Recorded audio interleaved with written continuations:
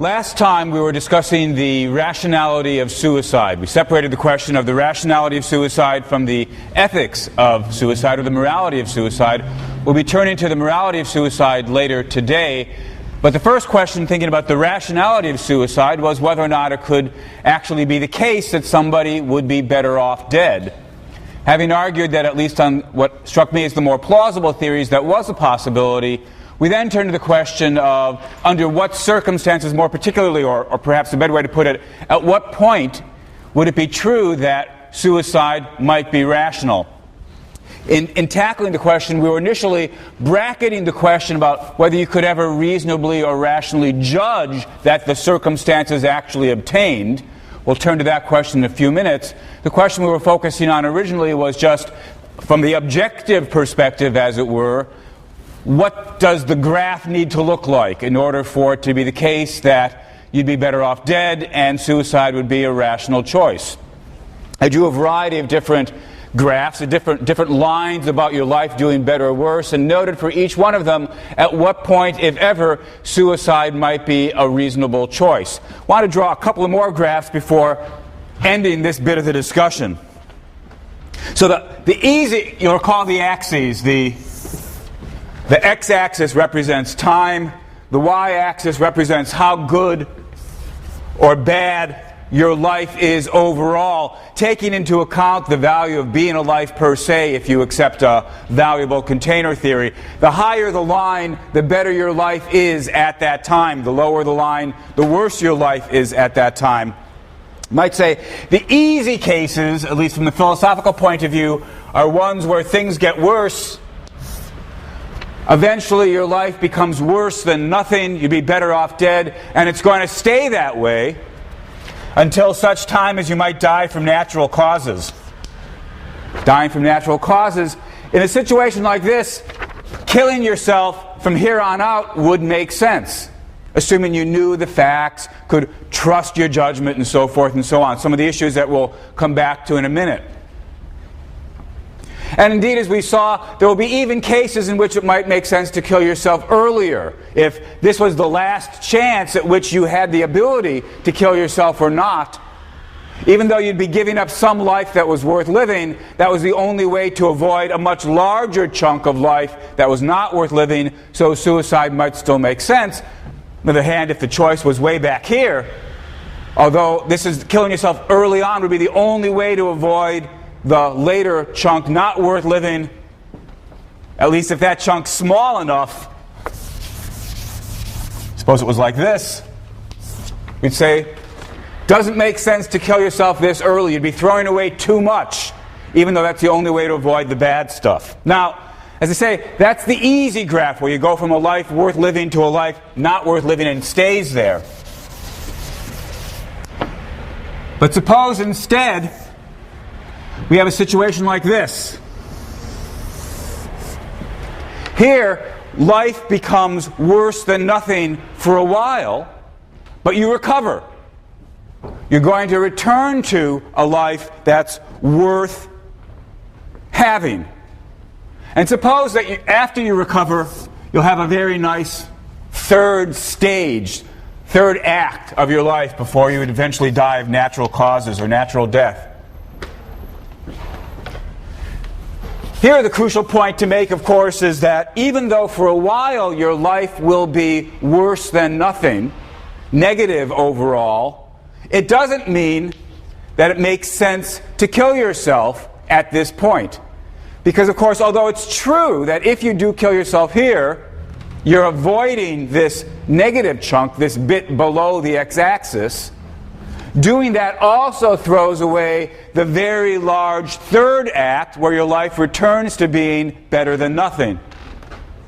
Since the choices have neither of these or both, and the positive third act is great enough to outweigh the negative second act, on balance, it doesn't make sense. But of course, so even though your life might be worse than nothing for some stretch, suicide wouldn't necessarily be a rational decision.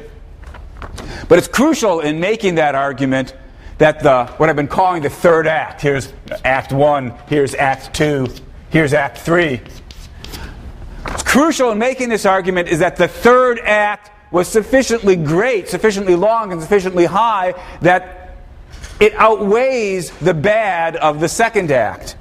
And although that's true the way I've drawn the graph, we could imagine that it wasn't quite like that. Suppose that after the second act, in which your life is not worth living, you will recover and have a third act in which life once again is good for you overall.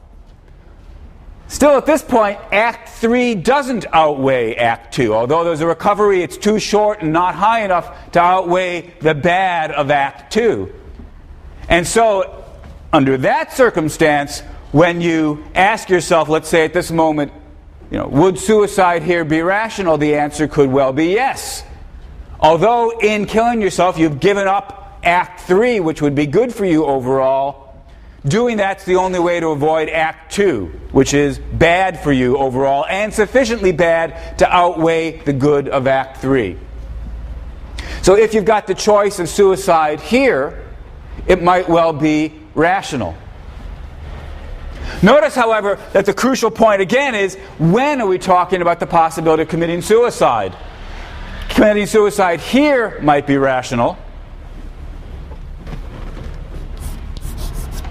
but not necessarily, indeed not at all, at this later moment. Because at this point, the fact that you've gone through Act 2 is now history. There's nothing you can do about it. You've had this horrible period of your life, and now it's over.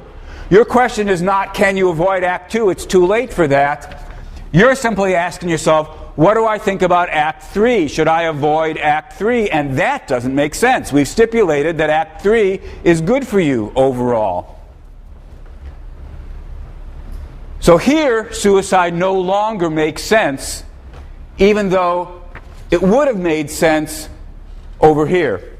The interesting point is that these possibilities are not mere theoretical possibilities, but actually can happen.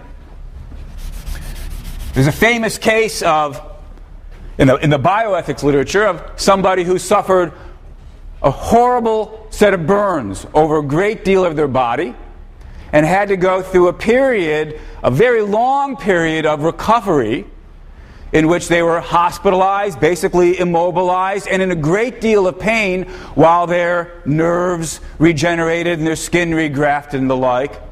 And early on in that period, this person said, although he believed that he'd eventually recover, what he was going to have to go through was so horrible that he wished he were dead.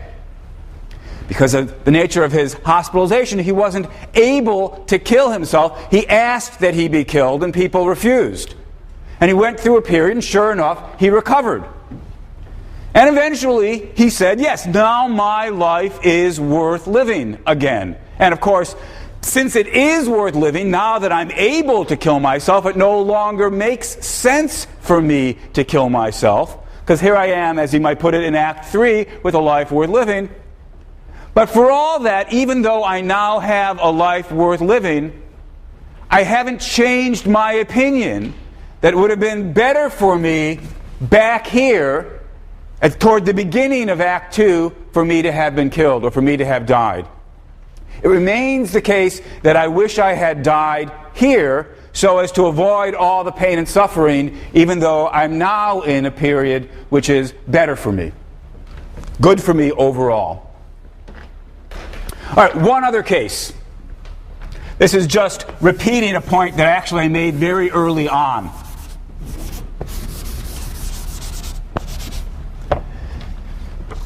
In all of these cases where I've argued for the rationality of suicide, it's because eventually the line has dipped below the x-axis. The crucial point to remember is, even if your situation deteriorates and indeed doesn't recover, that still doesn't make suicide rational.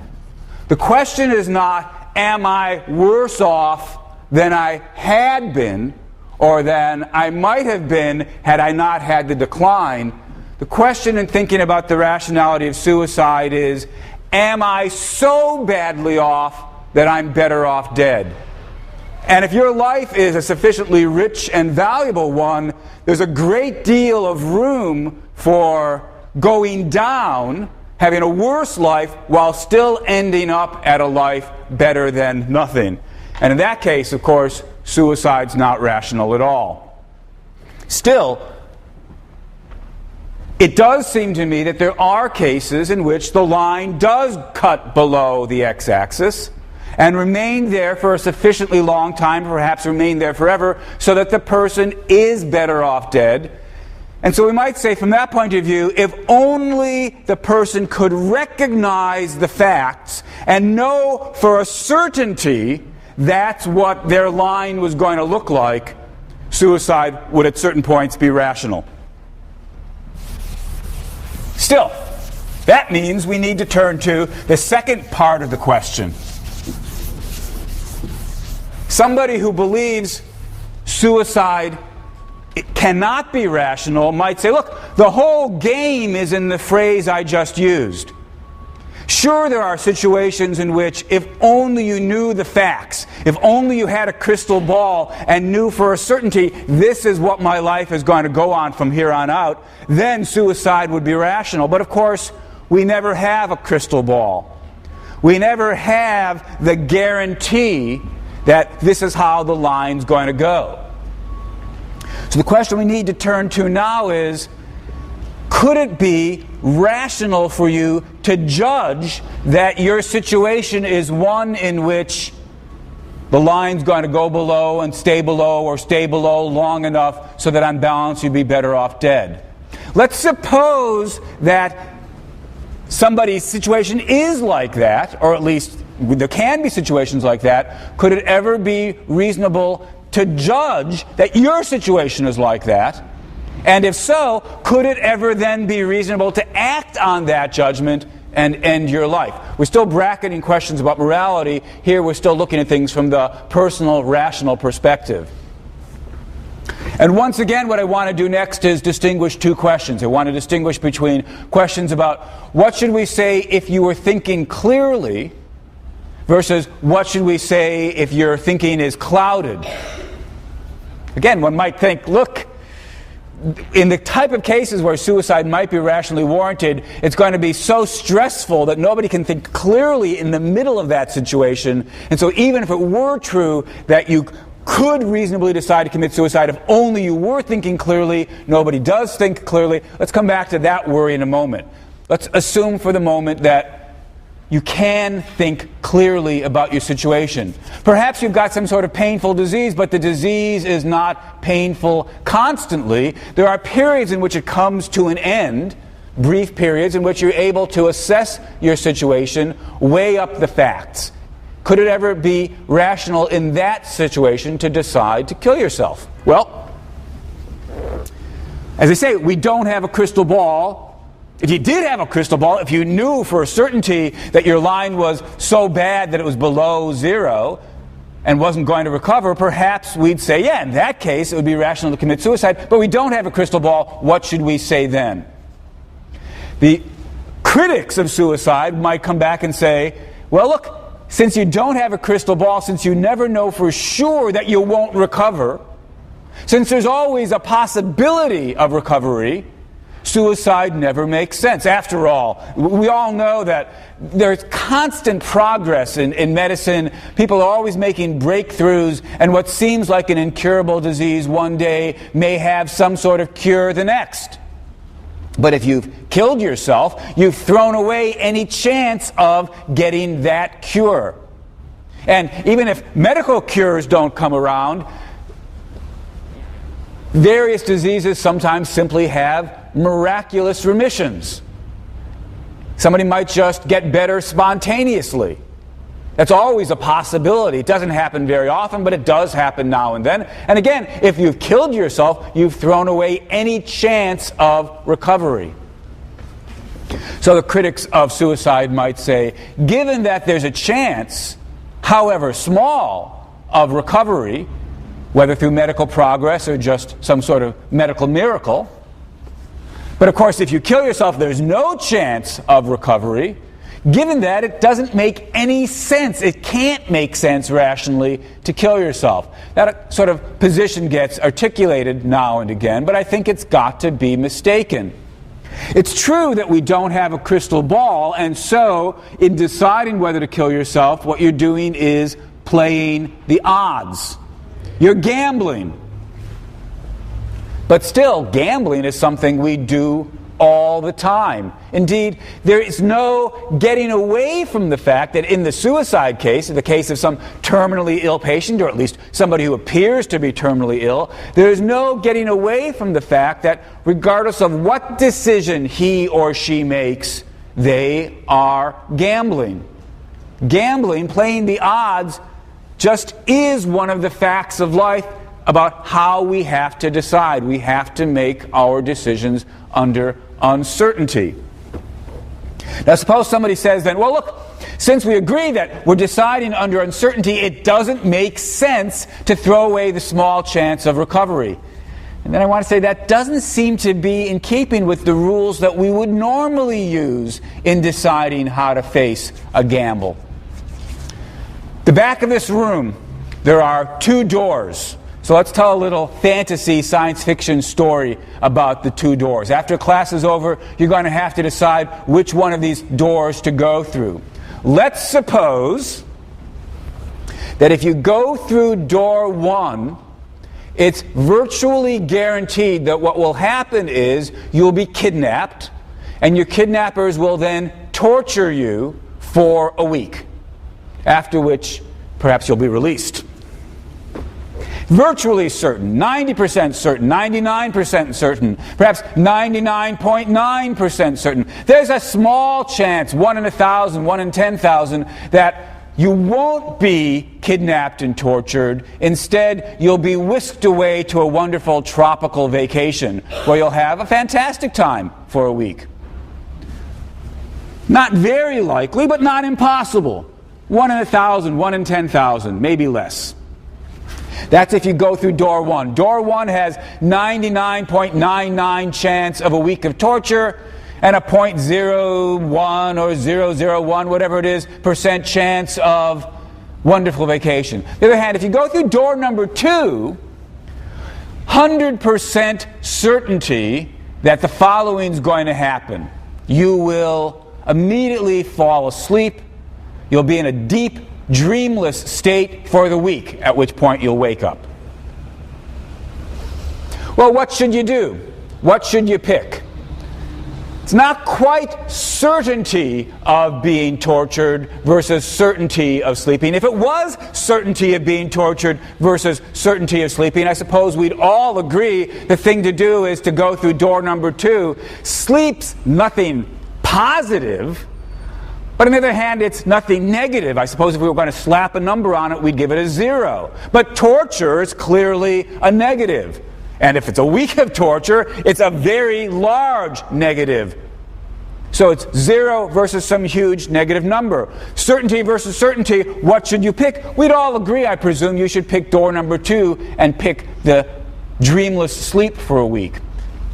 Now we remember, oh, but wait a minute, it wasn't certain that you were going to be tortured. It was just very, very, very likely that you were going to be tortured. And imagine somebody says, oh, you must go for the gold. Go for door number 1. Sure, it's overwhelmingly likely that you're going to be tortured, but there's a very small chance that you'll get this wonderful vacation. Whereas if you pick door number 2, you're throwing that chance away. And so the only rational decision must be to pick door number 1. To hold out for that chance, no matter how small, of getting that fantastic vacation. That's the only rational decision. If anybody were to say that, I'd laugh at them. I'd say, look, if you want to talk about, well, maybe there's room for choice either way, depends how great the vacation is, something like that. Yeah, there's maybe room for talk. But if you want to insist that the only rational decision must be to hold out for the chance of a wonderful vacation, no matter how small the odds, given that if you don't get that wonderful vacation, you're going to be tortured, and you could avoid all that by picking the sleep option. If somebody insisted in the face of all that, that the only rational decision is to go through the door, which is likely to be torture and a vanishingly small chance of vacation, I'd say they're just wrong. That's not a rationally required decision given the odds. Yes, question? So it seems to me that your example is a little bit biased, because when you're actually talking about death, the alternative, or death itself, is not a temporary state. It doesn't last a week and then you wake up. It lasts forever. So it really makes more sense to me that you would actually choose to maybe endure torture for a week if it means that you wouldn't die. Great. So the question was this. So the point was, perhaps I'm cheating in making the example this way, because death, of course, isn't...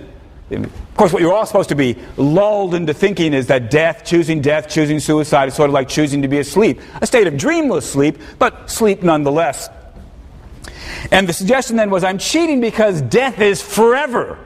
I deliberately framed the example in terms of being tortured for a week versus being asleep for a week. And perhaps, given that choice, it's clearly rationally acceptable to decide that you'd rather pick the sleep for a week option. But death isn't just for a week. If you commit suicide, you're dead forever. So let's change the example. Suppose that, you guys are mostly, I suppose, in the vicinity of 20. Suppose that if you go through door number 1, there's overwhelmingly likely chance, 90%, 99%, 99.9% chance, that you'll be kidnapped and tortured, and the torture will take place and last for another 50, 60, 70 years, and then you die. There's a slight chance, 0.1%, 0.01%, that no, you won't be tortured for the 50, 60, 70 years, but instead you'll be brought to this tropical island paradise where you'll have this great time for the next 50 years. But what has happened in 99 out of 100 cases, or 999 out of 1,000 cases, or 9,999 out of 10,000 cases is the torture scenario. While the people are being tortured, they beg for mercy. They beg to be put to death. They wish they were dead. It is truly the case that the tortures are so bad that these people are better off dead. Remember, we're assuming that we've got a case where you really will be better off dead unless the miraculous recovery takes place.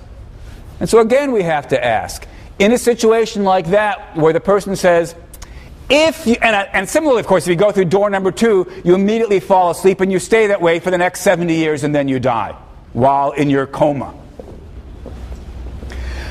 The fan of door number 1 comes along and insists the only rational decision is to pick door number 1, where it's overwhelmingly likely that you face 50 years or 60 years or 70 years of torture. Because, of course, if you were to pick door number 2, you're throwing away your chance, no matter how small. You're throwing away the only chance you have of the wonderful vacation. Well, each of us has to decide for themselves. But when I think about this case, this modified case, I still want to say choosing door number 2 could be a perfectly rational decision. It's just not right to say the only rational decision is door number 1. Again, if somebody wanted to take a more modest position and say, it depends on how great the vacation would be, how mild the torture would be, maybe 1% chances versus a 5% chance. There's room for debate about when might the balance come closer to even, so it would be reasonable to take the chance. Yeah, there's room for debate. But if the chances are small enough, and the person insists nonetheless, no matter how small the chances are, it could never be rational to pick door number 2. I can only say that doesn't seem to be the way we would normally think about making choices. And of course, at this point, you can see how the argument exactly carries over to suicide. If you kill yourself, you're throwing away forever any chance of recovery. And that's important, and that's worth thinking about. But it's also important to think about what was the chance of recovery. How large, or more to the point, just how small. And how badly off will you be if you don't commit suicide? You guys are 20, but of course these sorts of choices also perhaps get faced by people who are considerably older and now in the final stages of some progressive disease. The doctor has told them, perhaps they're 70, that there's no significant chance of recovery. Sometimes it happens, but no more than 1 in 100 or 1 in 1,000. But if you continue alive, you will be in, well, perhaps great pain, perhaps unable to do the various things that give your life meaning and value. Could it be true that it would never be rational, provided that you're thinking clearly, never rational to say, look, the chances of something negative are so overwhelmingly great that even though deciding for death throws away whatever small chance I've got of recovery, the chance of recovery is so small that on balance it's reasonable to throw that chance away and avoid the overwhelmingly likely possibility that I'll continue in my current state with a life not worth living. It seems to me that if you're thinking clearly, there could be cases in which suicide would be a rational choice. But that still leaves us with the question, well, maybe that's where all the work needs to be done. What about this point about thinking clearly? Even if we grant, for the sake of argument, that there could be cases in which the person's life is so bad that they actually are better off dead, and they stay that way, even if we grant that if only somebody were thinking clearly, they would see that that was so likely to be the case that suicide would be a rational or reasonable choice, still, isn't it plausible to think that in real life, people can't think clearly about their situation when they're in situations like that? Look, it's one thing for us to be sitting here in this classroom, where I certainly hope that none of you are in this kind of situation. It's easy for us to be sitting here thinking clearly about it and recognize the philosophical possibility of thinking clearly about a case and realizing that it was a rational decision to end your life.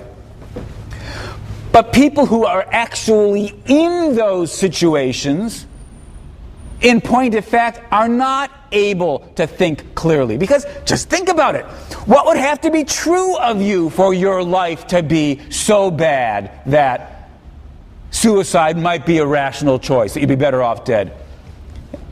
Odds are you've got to be in some, indeed more than just some, you've got to be in a great deal of pain. Probably a great deal of physical pain. Beyond that, you probably also need to be incapacitated in a certain large number of ways. So that perhaps you're bedridden, can't enjoy discussions with your family, can't read poetry or watch television or whatever it is. A life watching television may not be as fantastic as the life that you all are able to have, but it might still be better than nothing. To imagine a life so bad, it's going to have so much physical disability that the amount of emotional distress is going to have to be so overwhelming. How could anybody think clearly in a situation like that? And then the argument might go, you can't think clearly, you can't rationally decide to trust the judgment you might make that you're in a situation where suicide is a reasonable choice. You might make the judgment, but if we ask ourselves, should you trust your opinion?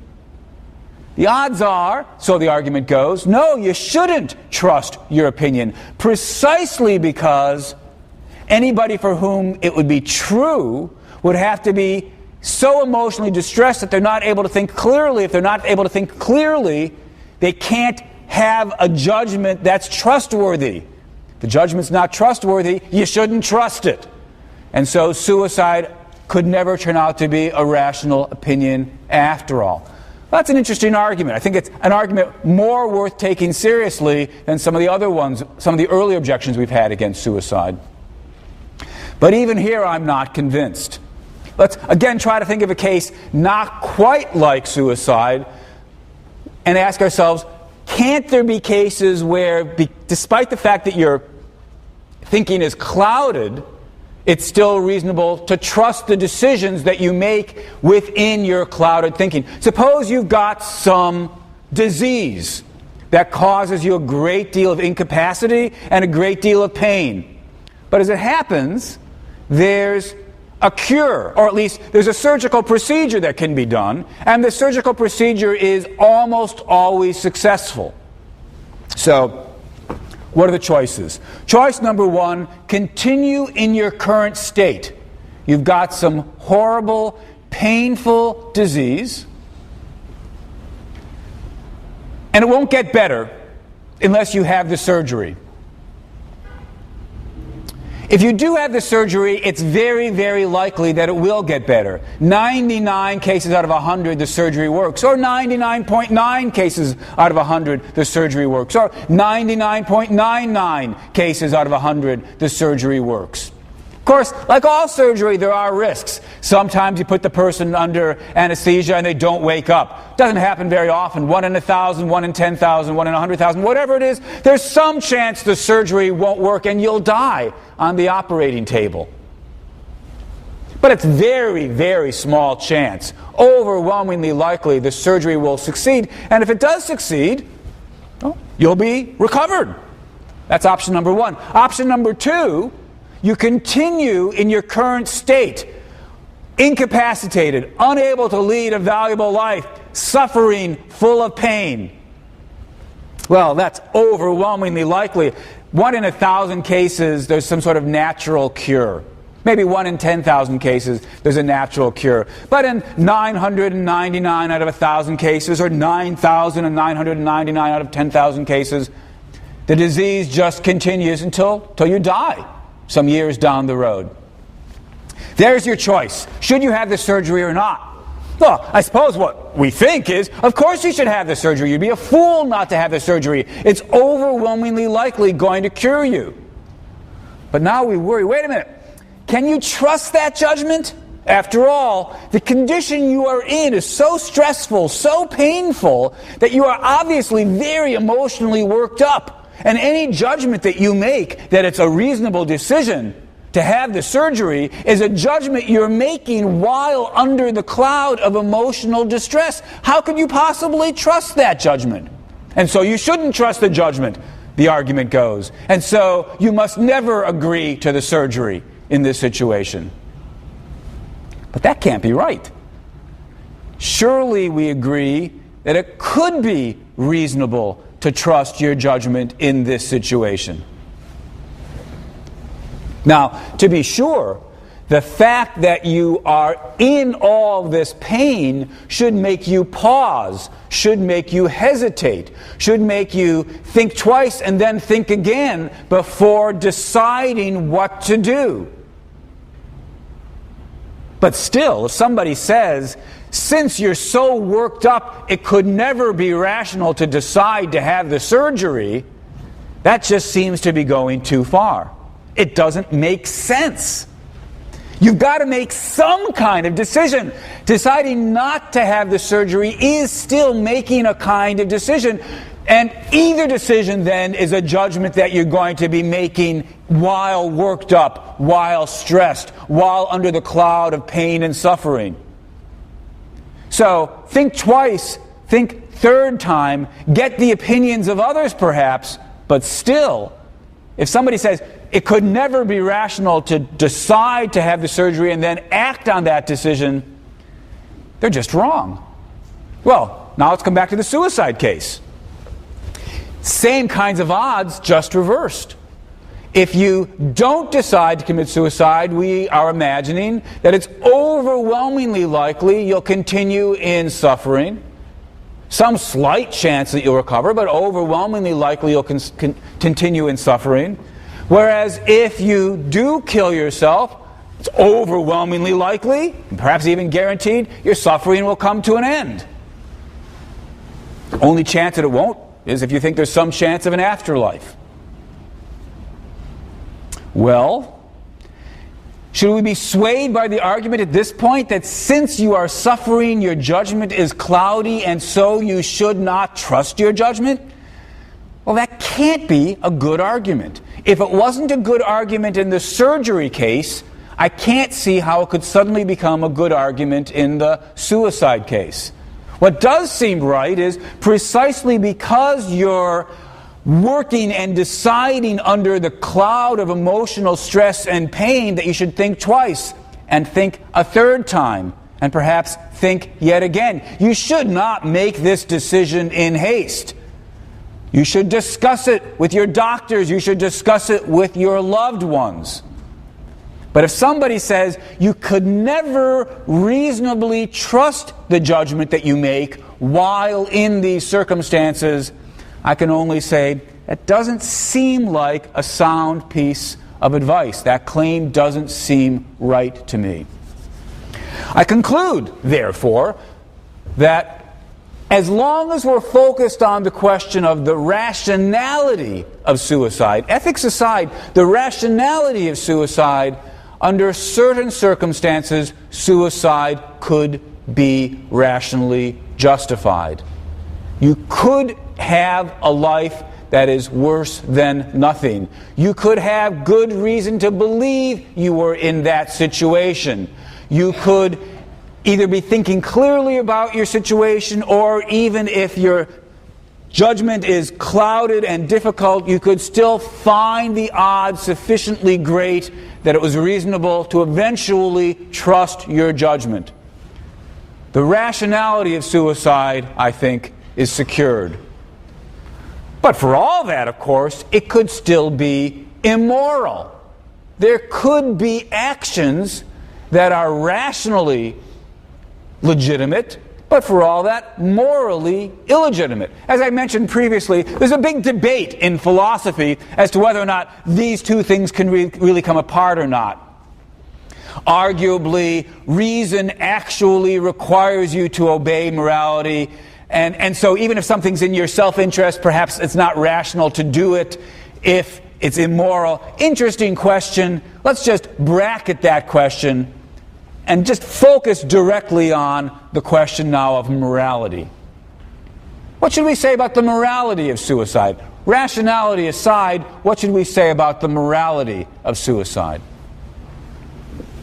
Well, to really do justice to this question, of course, we would need to have an entire theory of morality laid down. And unsurprisingly, I don't have time to do that for us. Entire class on Introduction to Ethics, where we try to lay down a basic fundamental theory about morality. All we've got left is a couple of minutes today and then one more lecture. So instead, what I want to do is first mention some quick and dirty arguments that have a kind of moral tinge to them, and then turn to some somewhat more systematic arguments where I'll quickly put in place some basic elements of a plausible moral theory. We won't have time to explore them in detail, but at least we'll get a shape of a basic moral theory and see what it might say about suicide. So, systematic a little bit later. First, some quick and dirty arguments. Whether we should call it a moral argument, the first one or not, I'm not quite certain, but it's certainly an argument that gets stated all the time in this area. When we think about the legitimacy of suicide, it's common enough to have the reaction, suicide is illegitimate because it's thwarting God's will. Maybe this isn't so much a moral argument as a theological argument. And for the most part, of course, as you know in this class, I've avoided at least some theological questions. Obviously, questions about the existence of a soul is itself a theological argument, but I've tried to discuss them as far as possible without bringing in questions about God, God's existence, and God's will. But the topic's almost unavoidable when we think about suicide, given the prevalence of the thought, it's God's will that we stay alive, and so it's going against God's will to kill ourselves.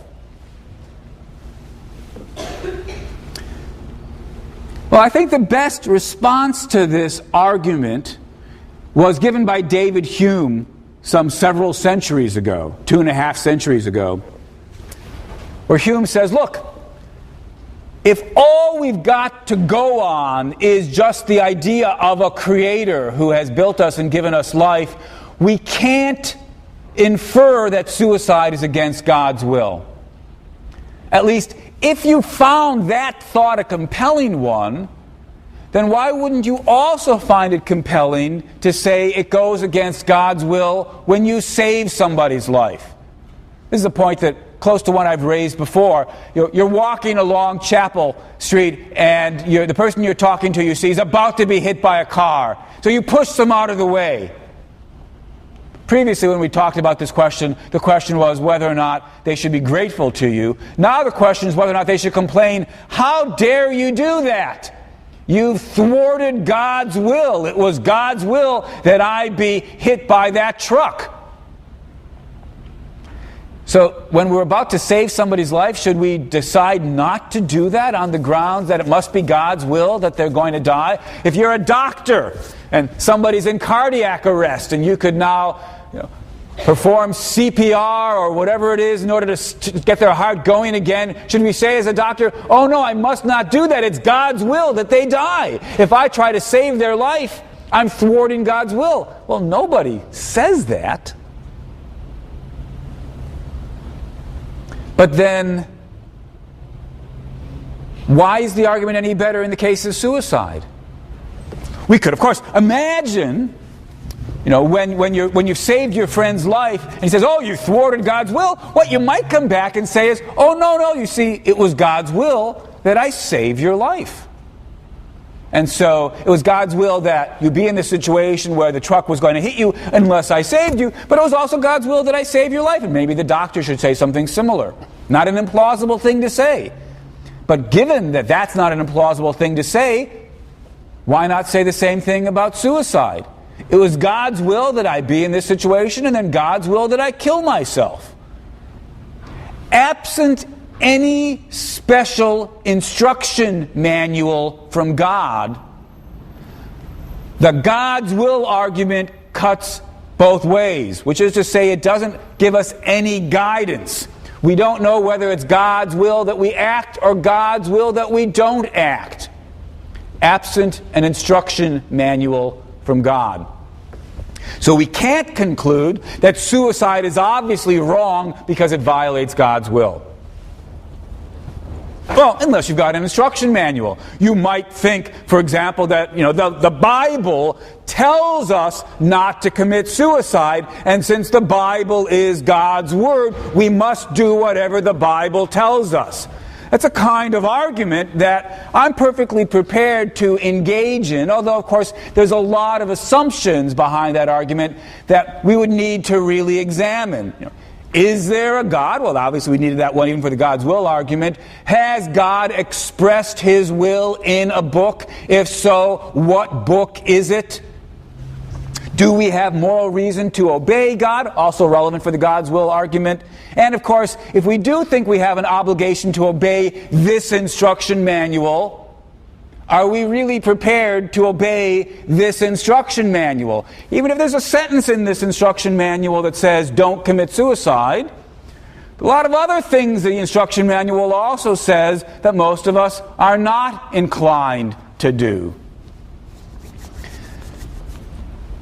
The instruction manual says not to eat pork.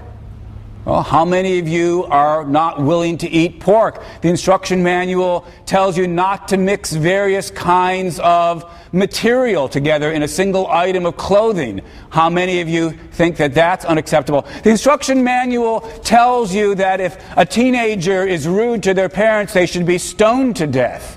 How many of you think that that's a moral requirement? If you're going to pick and choose which bits of the instruction manual you actually think are morally relevant, then you can't come to me and say, oh, suicide is wrong because the instruction manual says so. You're not really using the instruction manual to give you moral guidance. You're starting with your moral beliefs and then picking and choosing which bits of the instruction manual you want to accept. Well, that's a big question. That's a big topic. And so having just touched on it, I'm going to have to put it aside. Instruction manual aside, at the very least, we might say, appeal to God's will can't help us to decide whether or not suicide is legitimate or not. But there's a different quick and dirty argument. Also, it can be run in a theological form, but it need not be run that way. And that has to do with gratitude. We've been given life, and life's pretty amazing. And so we have an obligation, a debt of gratitude to keep the gift.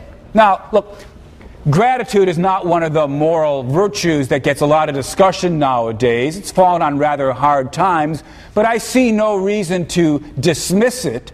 It does seem to me there's such a thing as a debt of gratitude. If someone does you a favor, you owe them something. You owe them a debt of gratitude. And so the argument might then go, look, either God gave us life, or nature gave us life, or our parents gave us life. Whatever it was, we owe a debt of gratitude for this wonderful gift. And as such, how do you repay the debt? You repay the debt by keeping the gift. If you kill yourself, you're rejecting the gift. That's being ungrateful, and ingratitude is immoral. It's wrong, and that's why suicide is wrong. That's the second quick and dirty argument. Perhaps it won't surprise you that I don't find this second argument persuasive either. Not because I'm skeptical about debts of gratitude, but I want us to pay attention to what exactly obligations of gratitude require us to do. In particular, it's important to bear in mind that you owe the person who gives you a gift something only when what he's giving you or she's giving you is a gift. Imagine that somebody, I'll call him the bully, gives you a pie and says, "Eat it." But it's not an apple pie, it's not a cherry pie, it's some gross, disgusting slime pie, some rotting slime pie, and he cuts out a big piece and he says, "Eat it." Do you owe this person as a debt of gratitude, out of gratitude? Do you owe him the obligation to eat the pie and continue eating the pie? That would seem like a rather odd thing to claim. This guy is indeed, as I've named him, just a bully. Now, of course, typical bullies, at least in the comic book cases, bullies are big and strong. The bully might be able to say the following thing to you: "You eat this pie, or I will beat you up. I'll beat the crap out of you." And look, I'm not a very strong guy. He might well be able to do it. And I might well know he is going to do it. And so it might be prudent for me to eat the slime pie. Disgusting, appalling as it may be, it might be better to have a couple of slices of slime pie than to be beaten up to a pulp. But there's no moral obligation here. There's no moral requirement to eat the pie. Well, if God takes on the role of bully and says, "Eat the pie or I'll send you to hell," maybe it would be prudent of you to do what he says. And if God takes on the role of bully and says, "Even though your life has become so horrible that you'd be better off dead, I insist that you keep living or I'll send you to hell if you kill yourself," maybe it's prudent of you not to kill yourself. But there's no moral requirement here. God's just a bully on this story. Now, that's not to say that I think God is a bully. If you believe plausibly enough God is good, then God's not going to want you to continue eating the pie once it's spoiled. He gives you an apple pie. He says, "Eat it. It's good for you. You'll like it." Out of gratitude, you eat it. But then God, not being a bully, says, if the pie ever spoils, you can stop eating. Why in the world would he insist that we continue to eat a spoiled pie if he's not a bully?